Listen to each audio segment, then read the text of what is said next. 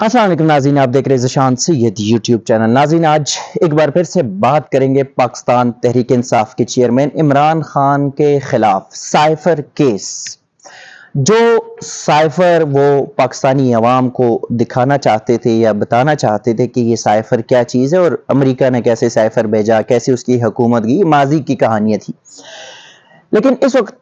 جو عمران خان اڈیالہ جیل میں ہے یا شاہ محمود قریشی جیل میں ہے تو وہ اس سائفر کی بنیاد پر ہے۔ سائفر کا جو ٹرائل ہے وہ اڈیالہ جیل میں ہو رہا ہے اور سائفر کیس کا جو اس کے لیے خصوصی عدالت بھی بنائی گئی تھی، باقاعدہ نوٹیفیکیشن جاری ہوا اور وفاقی حکومت نے آفیشیل سیکرٹ ایکٹ کی خصوصی عدالت بنائی تھی اور اس میں پہلا کیس پاکستان تحریک انصاف کے چیئرمین عمران خان کا شروع ہوا۔ اس کے بعد شاہ محمود قریشی کا بھی کیس یہاں پہ شروع ہو کر اسد عمر کا بھی یہاں پہ کیس تھا، لیکن اس کو ضمانت کنفرم کر دی گئی کیونکہ انہوں نے پی ٹی آئی کو خیر آباد کہہ دیا تھا۔ اس کے بعد ظاہر ہے دو بندوں کے خلاف جو ٹرائل چل رہا ہے وہ ہے عمران خان کی جانب سے سائفر کیس کا جو جج ہے اس کی تعیناتی کے خلاف درخواست دائر کی گئی تھی اور اڈیالہ جیل میں جو ان کیمرہ جو بند کمرے میں ٹرائل چل رہا ہے اس کے خلاف بھی درخواست دائر کی گئی تھی۔ تو پہلے سنگل رکنی بینچ اسلام آباد ہائی کورٹ کی چیف جسٹس عامر فاروق نے ان کی درخواست خارج کی تھی۔ اس کے بعد انٹرا کورٹ اپیل میں آ گئے۔ انٹرا کورٹ اپیل میں پہلا جو بینچ بنا وہ جسٹس میاں گل حسن اورنگزیب اور جسٹس بابر ستار کا بنا، پھر وہ بینچ ٹوٹ گیا۔ اس کے بعد دوسرا بینچ بنا جسٹس میاں گل حسن اورنگزیب اور جسٹس ارباب محمد طاہر کا۔ ایک دو سماعتوں کے بعد وہ بینچ بھی ٹوٹ گیا اور تیسرا بینچ بنا جسٹس میاں گل حسن اورنگزیب اور جسٹس سمن رفعت امتیاز کا۔ تو وہ بینچ آج انہوں نے سماعت کی۔ جسٹس میاں گل حسن اورنگزیب کی جانب سے کچھ ریمارکس آئے اور وہ ریمارکس یہ تھے کہ انہوں نے جو اٹارنی جنرل آف پاکستان کو مخاطب کرتے ہوئے کہا کہ سماعت جو ہے، جو ٹرائلز غیر قانونی ٹرائلز کا سلسلہ روکنا چاہیے اور نہیں ہونا چاہیے۔ یعنی کہ ایک سائیڈ پہ اگر کہہ لے کہ پورے سائفر کیس کے حوالے سے یہ کہا گیا، ایک ڈائریکٹ نہیں تو انڈائریکٹ کہ غیر قانونی ٹرائل نہیں ہونا چاہیے۔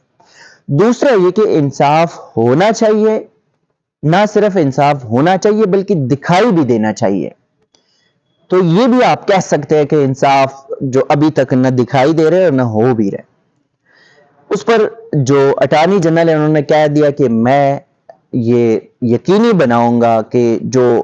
فریق ہے، جو متاثرہ درخواست گزار ہے، جو پٹیشنر ہے یعنی کہ عمران خان، ان کے کوئی حقوق متاثر نہ ہو۔ خیر تھوڑا سا کیس کا پس منظر دیکھتے اور آج کیا ہوا اس کا بتا دوں گا کہ عمران خان کا جو وکیل ہے سلمان اکرم راجہ،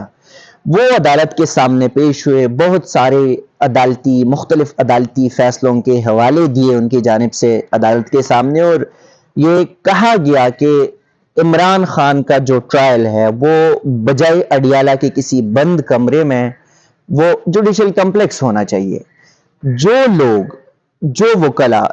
میڈیا یا سویلین اس کیس کو سننا یا دیکھنا چاہتے ان کو اجازت ہونی چاہیے۔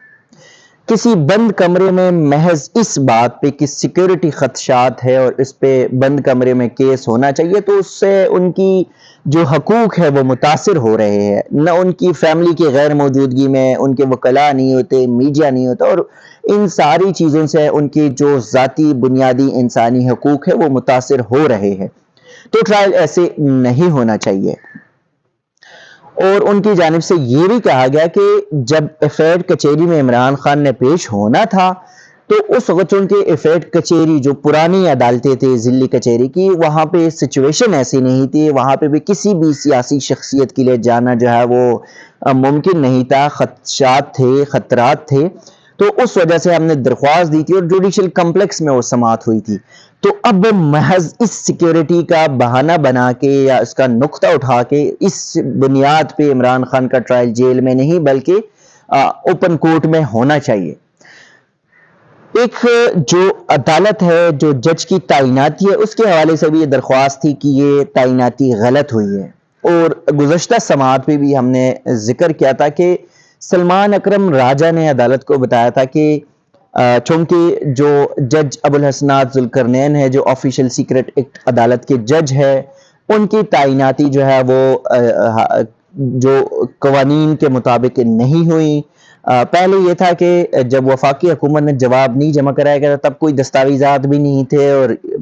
یہ کہا جا رہا تھا کہ وفاقی کابینہ نے بھی نہیں بلکہ وزارت قانون نے ایک نوٹیفیکیشن جاری کیا، اور اس نوٹیفیکیشن کے ذریعے وہ تعیناتیاں ہوئی۔ پھر لاسٹ ڈیٹ آف ہیئرنگ پہ فیڈرل گورنمنٹ نے جواب جمع کرایا تو اس میں کہا گیا تھا کہ ایک تو وفاقی کابینہ نے اس کی منظوری دی، دوسری بات ہے کہ اسلام آباد ہائی کورٹ کی چیف جسٹس کی سفارش پہ یہ تعیناتی کی گئی تھی، تو اس پر بھی سلمان اکرم راجہ جو عمران خان کے وکیل ہے ان کی جانب سے بتایا گیا کہ یہ فیڈرل کورٹ ہے، اور فیڈرل کورٹ کی جو تعیناتیاں ہوتی ہے یا جو مشاورت ہوتے ہیں وہ چیف جسٹس آف پاکستان سے ہوتے ہیں، نہ کہ اسلام آباد ہائی کورٹ کی چیف جسٹس سے۔ وہاں بھی ایک قانونی نقطہ یہ تھا کہ ہائی کورٹ نہیں سپریم کورٹ سے ہونا چاہیے، اور دوسرا یہ کہ اس کیس میں آلریڈی 2 ججز یعنی کہ 2 بینچ بھی ٹوٹ گئے، تیسرا جو بینچ ہے وہ ابھی چل رہا ہے، سماعت کر رہا ہے، لیکن آج سلمان اکرم راجہ جو عمران خان کے وکیل بڑے کمپریہنسو دلائل دے دیے۔ اٹارنی جنرل نے دلائل دینے کے لیے وقت مانگا تو وہ دیکھا جائے گا کہ کب اپنے دلائل جو ہے وہ مکمل کریں گے، لیکن عدالت نے ان کو 2 ٹوک الفاظ میں کہا کہ ایسے نہیں تو ایسا ہونا چاہیے، یعنی کہ انصاف ہونا بھی چاہیے اور دکھائی بھی دینا چاہیے۔ ویسے تو جو پولیٹیکل انجینئرنگ ہے یا پولیٹیکل بارگیننگ ہے پاکستان میں، بلکہ سلمان اکرم راجہ نے بھی آج کہہ دیا کہ 70 سالوں میں جو اس ملک میں ہو رہا ہے یہ اب نہیں ہونا چاہیے، اور اس پر عدالت نے بھی کہا کہ اب ٹیکنالوجیکل دور ہے، ماڈرن دور ہے، تو یہ چیزیں اب ایکسپوز ہوتی جا رہی ہے، مطلب لوگوں کو دکھائی دے رہی ہے، لوگوں کو سمجھ بھی آ رہی ہے، اور یہ بات ہے۔ تو اس بات کو چونکہ سلمان اکرم راجہ نے جو 70 سالوں کا حوالے تو اس پہ بحیثیت کورٹ رپورٹر جو ہم نے دیکھا پچھلے کئی سالوں سے میری اپنی عدالتی رپورٹنگ کے کیریئر میں کہ پاناما میں کیا ہوا، کس طرح سپیڈی ٹرائل چلا، کس طرح جو ہے وہ سزائیں ہوئیں، اور پھر واپسی پر جب معاملات تھے ہوئے مقتدر حلقوں کے ساتھ تو کیسے وہ بریت کے فیصلے بھی آ گئے، ضمانتیں بھی مل گئی، اور اسلام آباد ہائی کورٹ کا ریسنٹ جو فیصلہ تھا اس میں بھی سارا کچھ جو ہے وہ اکھاڑ پچھاڑ کے رکھ دیا، اور سارا کچھ واضح ہو گیا کہ عدالت نے 3 دفعہ ضمانت دی، ریلیف دیا، اور پھر کہا کہ نہیں سارا کچھ غیر قانونی ہے، ریلیف مل گیا لیکن درخواست نمٹا دی۔ تو یہاں بھی ہم نے دیکھا پھر عمران خان کے کیسز میں کہ توشہ خانہ فوجداری مقدمہ کس ٹرائل کس تیز رفتاری سے چلا، یہ سائفر کا جو معاملہ ہے اس کو کیسے چلایا گیا۔ سائفر پہلے کمیٹی میں پیش کیا، جب نیشنل الیکشن کمیٹی تھی اس کے سامنے پیش کیا تو موجود تھا، دوسرے میں پھر موجود تھا، پھر شہباز شریف جب پرائم منسٹر تھے انہوں نے کہا موجود ہے لیکن بیانات کچھ اور ہے، پھر کیس بنا کے سائفر گم ہو گیا، پھر اس پہ عمران خان کے اوپر جو ہے وہ سزا ہوئی، عمران خان کو جیل میں ڈالا گیا، پھر ٹرائل چل رہی ہے، سزا بھی ہوئی نہیں لیکن جیل میں گرفتار ہے، ٹرائل چل رہا ہے۔ اور ابھی کچھ دن پہلے جو خبر آئی کہ وہ جو گمشدہ کاپی تھی وہ وزارت خارجہ کو مل بھی گئی، انہوں نے ریسیو بھی کر لی۔ تو یہ پولیٹیکل بارگیننگ ہے، پولیٹیکل انجینئرنگ ہے، عدلیہ کے اوپر بندوق چلا کے، عدلیہ کے کنوں پر بندوق رکھ کے گولیاں چلانا ہوتا ہے۔ اب دیکھنا یہ ہے کہ اسلام آباد ہائی کورٹ کا جو موجودہ بینچ ہے، جس نے آج سوال بھی پوچھا سلمان اکرم راجہ سے، آپ جائے اپنے موکل سے پوچھیں کہ ہمارے اوپر اعتبار ہے، اعتماد ہے یا نہیں۔ جو موکل ہے اس کا تو میں نہیں کہہ سکتا، شاید نہ بھی ہو، بلکہ ہو بھی یا نہ بھی ہو، وہ جیل میں، لیکن سلمان اکرم راجہ نے کہا کہ نہیں ہم اس بینچ پر اعتماد ہے۔ وہ ظاہر ہے وکیل ہے، سینئر وکیل ہے، اور موکل آج ہے کل نہیں ہوگا، لیکن سلمان اکرم راجہ جو وکلا ہوتے ہیں وہ وار بینچ ہمیشہ ساتھ ہوتے ہیں، ایک دوسرے کے سامنے پیش ہوتے ہیں۔ تو اب دیکھنا یہ ہوگا کہ عمران خان کو کہاں تک ریلیف ملے گا، اسلام آباد ہائی کورٹ سے، یا وہ جو مقتدر حلقے ان کے ساتھ کوئی ڈیل معاملات طے کرنے کے بعد یا ان سے پہلے۔ ابھی کہنا کچھ قبل از وقت ہوگا۔ ناظرین اب تک کے لیے اتنا ہی، اسی قسم کی چیزیں آپ کے ساتھ شیئر کریں گے، تب تک کے لیے دیجیے گا اجازت، اللہ حافظ۔